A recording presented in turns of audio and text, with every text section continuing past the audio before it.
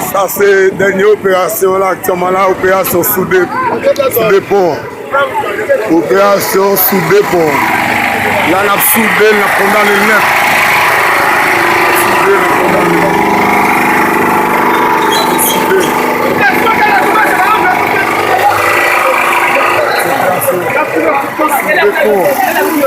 Machine